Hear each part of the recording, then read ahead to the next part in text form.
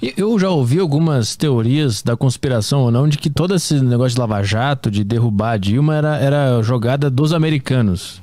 Isso faz sentido em algum ponto?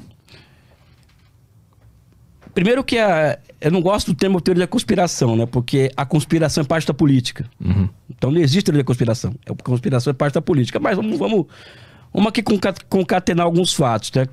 Não sei se você conhece os Estados Unidos, né? Não conhecer fisicamente, né? Mas conhecer os Estados Unidos como eles operam no mundo, né? Um país gigantesco aqui na América do Sul, com o Brasil. Já na década de 70, o Henry Kissinger diz o seguinte, vendo o processo de desenvolvimento brasileiro, ele dizia que o Brasil foi o país que mais cresceu no mundo em 50 anos, junto com a União Soviética e o Japão. O Brasil se industrializou rapidamente. O Brasil fez um caminho em 50 anos que a Europa demorou 600 anos para fazer. Ou seja, o Brasil sai da Idade Média em 30 e entra na Idade Contemporânea em 80. Né? Em 50 anos temos um caminho absurdo. E o Henry Kissinger falou o seguinte, nós não vamos tolerar um Japão na América do Sul. Ele falava claramente isso. Ou seja, aquele processo de desenvolvimento tem que ser brecado. Ele falava isso. Mas isso é só para introduzir a conversa.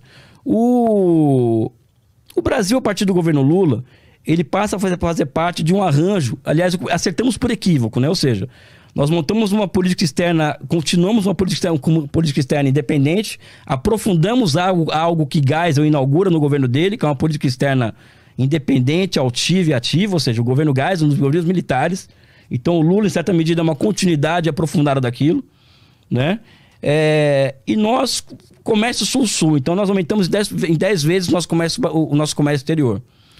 E fomos nos meter em um rolo, no bom sentido do termo, com Índia, China, Rússia, depois da África do Sul. E esse rolo chama-se BRIC. E esse BRIC monta um banco de desenvolvimento cujo objetivo era fomentar obras fora dos BRICS. Além de montar um colchão de segurança financeira para esses países, também investir conjuntamente em países como o país da África, países da América Latina, etc. A partir dessa instituição. E essa instituição passou a ser uma ameaça direta às instituições criadas no âmbito de Bretton Woods 45, a FMI e o Banco Mundial. Né? O FMI e o Banco Mundial também emprestam para o mundo. Só que emprestam com condicionalidade. Você vai ter que privatizar, vai ter que abrir a conta de capitais, ou seja... Eles não têm almoço grátis. Enquanto que o Banco dos BRICS e a própria China empresta com muito poucas condicionalidades. É muito mais vantajoso pegar empréstimo com a China do que com a FMI e o Banco Mundial. E o Brasil passou a fazer parte de uma moldura financeira internacional que estava desafiando um sistema inaugurado em 45 que serviu ao poder americano. Esse é um ponto. O outro ponto, o Brasil descobre pré-sal. E descobre o pré-sal, e ao descobrir o pré-sal, coloca a Petrobras como operadora única desse pré-sal. Ou seja, não ia ter entrega do pré-sal para empresas estrangeiras, como ocorreria na época do Fernando Henrique Cardoso. Ou seja, a Petrobras vai ser operadora única do pré-sal. Né? E ao lado disso, coloca 60% de conteúdo nacional para qualquer encomenda do pré-sal. Ou seja, isso fomentou o surgimento de 4 mil pequenas e médias empresas do Brasil voltadas ao pré-sal. Então, quando vem um golpe, por exemplo, essas empresas são desmontadas, as refinarias que estavam sendo construídas são paradas, e o Brasil torna-se um importador de gasolina que nós, inclusive, os dados mostram isso, né, na minha opinião. Os americanos tinham capacidade ociosa na exportação de gasolina, eles exportavam menos do que a capacidade deles permitia, o Brasil passou a ser o receptor disso daí. Né? Esse é um lado da história, ou seja, a questão americana, que aliás, a Vaza Jato já está provando isso, né? Ou seja, os diálogos do Deltan Dallagnol com as autoridades americanas por debaixo do pano demonstram ingerência externa no processo aqui da Lava Jato. O Sérgio Moro e o Dallagnol não chegariam aonde eles chegaram sem a espionagem dos Estados Unidos. Ou seja, que foi documentado pelo Snowden, inclusive, naquele filme e que se prova, o filme chama Snowden, inclusive, né? E que a Petrobras era uma das empresas alvo de espionagem dos Estados Unidos, e é do FBI que o Dallagnol e o Sérgio Moro recebem a maior parte das provas de que a Petrobras era envolvida em corrupção no Peru, na Venezuela, em alguns países da América Latina, né? É de lá que vem essas provas. Ou seja, a mesma coisa, por exemplo, do Sérgio Moro nos Estados Unidos, decidir investigar a Google, a Amazon, não é? E pegar provas na rua, em Moscou, em Pequim, por exemplo, sabe? Você imagina o que aconteceria com o Sérgio Moro, né? Lá nos Estados Unidos, né? Aconteceu isso no Brasil. Então, existe esse elemento externo. E o elemento interno que eu vejo qual é? O governo Lula e o governo Dilma, eles mudam a regra do aumento do salário mínimo. Né? Então, passou a ser PIB mais inflação do ano anterior. Isso faz com que o salário mínimo tenha aumento real aumento real. Não aumento somente da base da inflação. Ao lado disso, o Brasil ele começou a crescer a um ponto, pode-se falar da qualidade do crescimento, se é pelo consumo, investimento. No caso aqui não importa isso. Isso é uma outra discussão. Mas o Brasil passa a crescer a um patamar em que em 2014 o Brasil teve o menor índice de desemprego da sua história, ao mesmo tempo que o país em 2013 teve o maior número de greves no país. Por quê? Porque a participação dos salários no PIB nacional aumentou muito. Isso levou o quê? A uma queda da lucratividade industrial. Então, o que me convence? Ninguém me convence que a Dilma caiu porque é por causa de pedalada fiscal, corrupção, né? Porque o Temer fez uma tramóia lá, traiu o Cunha. Não, a Dilma caiu porque o grande capital decidiu, a partir de uma unidade estratégica e tática, né, decidiu derrubar o governo. Porque não dá para continuar nosso capitalismo funcionando desse jeito, em que os trabalhadores continuam ganhando muito, avançando, e nós perdendo margem de lucro. Então tem que mudar isso daí. E quando muda o governo Dilma, não é mudar o governo Dilma. Muda-se, inclusive, o que eu chamaria de dinâmica de acumulação da economia brasileira. Ou seja, logo que o Temer entra, coloca o quê? Teto de gastos. Ou seja, o Estado não pode... O Estado, ele perde... Ele passa a ser criminalizado a sua ação na economia. Por quê? Porque quando o Estado ele interfere na economia, o que acontece? Ele gera emprego. Quando gera emprego,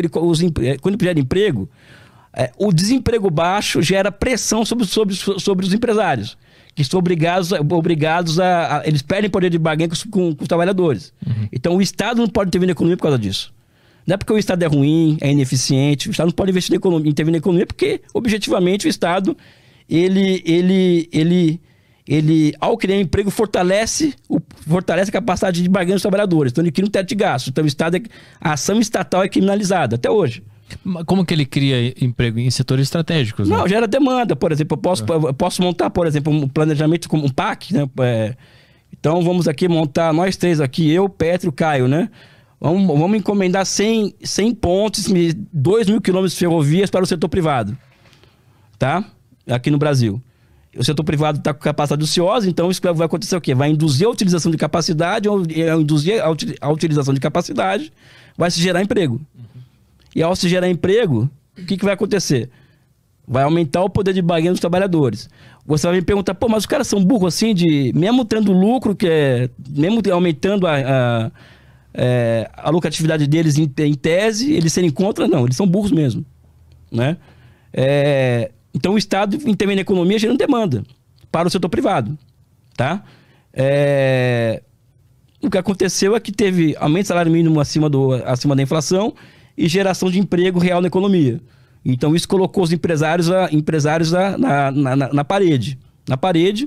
E encomendaram o golpe, né? Ou seja, alcançou sua unidade tática e estratégica, encomendou seu golpe, em que, além do teto de gastos, vem uma reforma trabalhista, em que